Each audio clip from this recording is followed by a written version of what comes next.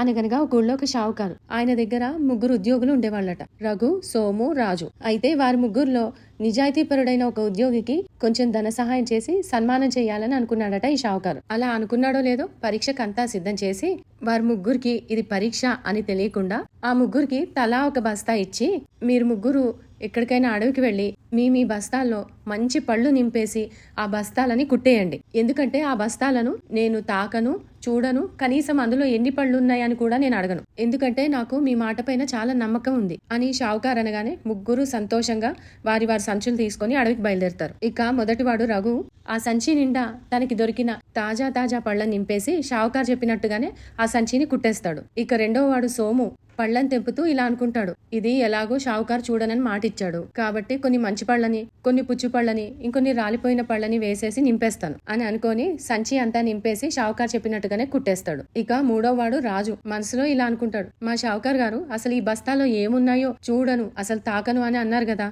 మరి దానికి నాకు ఇంత శ్రమ అవసరమా? ఏవి నింపేసినా షావుకారు గారు ఇవన్నీ పళ్ళే అని చెప్తే సరిపోతుంది కదా, ఆయన నమ్ముతా అని చెప్పాడు కదా.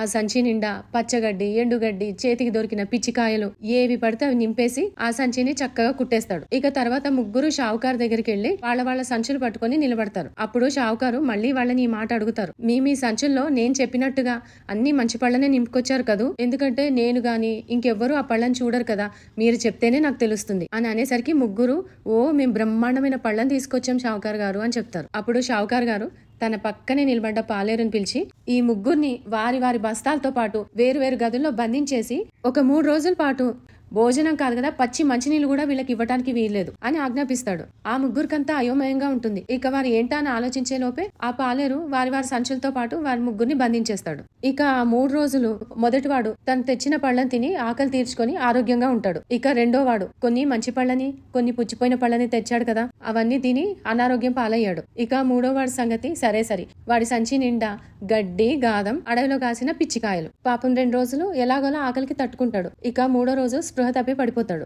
అప్పటికి షావుకారు అనుకున్నట్టుగా 3 రోజుల పరీక్ష పూర్తయింది. మొదటివాడి గదికి వెళ్లి చూసేసరికి అతను చక్కటి తాజా పళ్ళని తిని ఎంతో ఆరోగ్యంగా, ఉత్సాహంగా ఉంటాడు. ఇక రెండో వాడి గదికి వెళ్లేసరికి కడుపు నొప్పితో బాధపడుతూ ఉంటాడు.